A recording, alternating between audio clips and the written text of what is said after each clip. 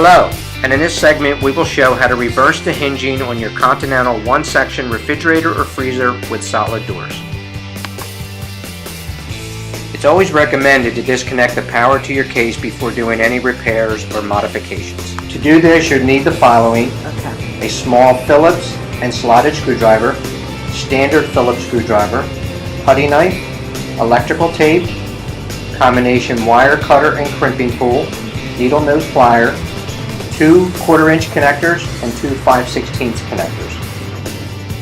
Please note that all single section cases are not able to be re-hinged, and to confirm, you can either contact the factory with the model and serial number located on the tag on the inside wall.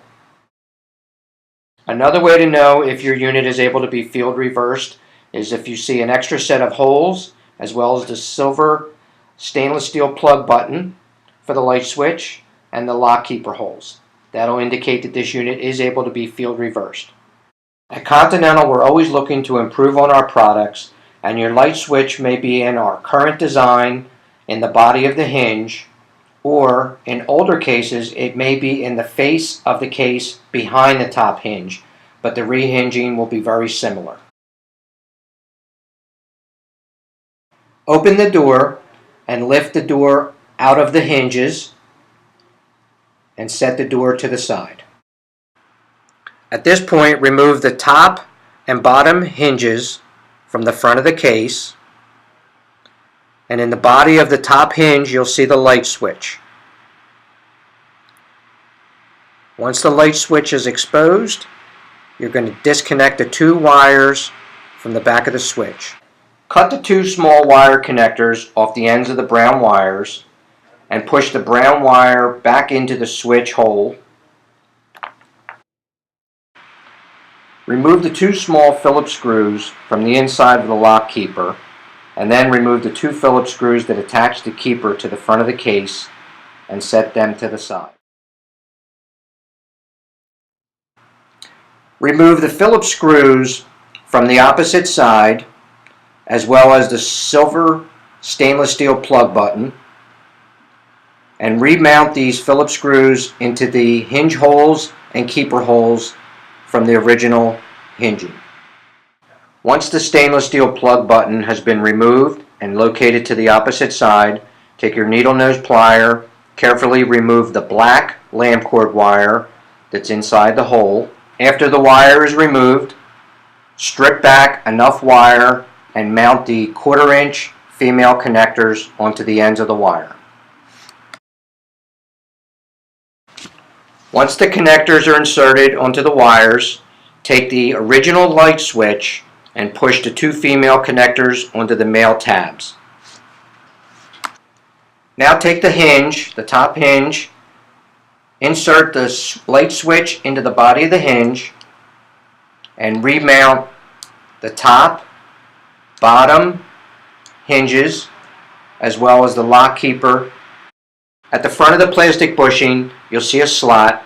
Take your screwdriver, carefully lift the top and bottom hinge bushing out, spin it, and reinsert it into the body of the hinge. We're now ready to remount the door.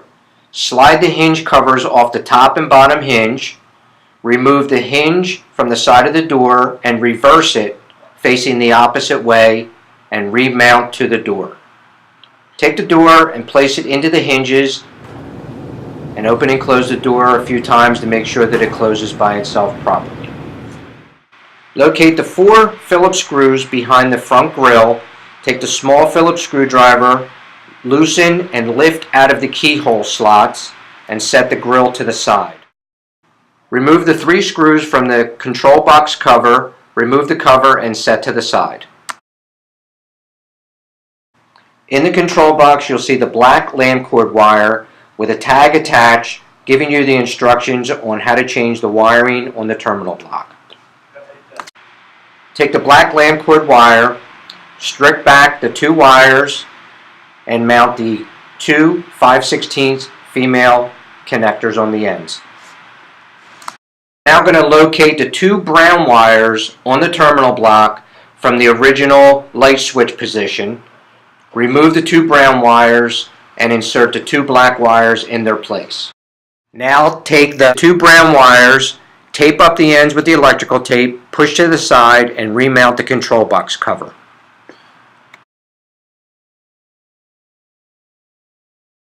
Remount the grill into the 4 keyhole slots and tighten the 4 Phillips screws at the back of the grill. Restore power to your cabinet. Open the door a few times to make sure that the light goes on and off. I hope this information was helpful, and if you need additional information, please contact the factory, or you can download the operation manuals from our website, www.continentalrefrigerator.com.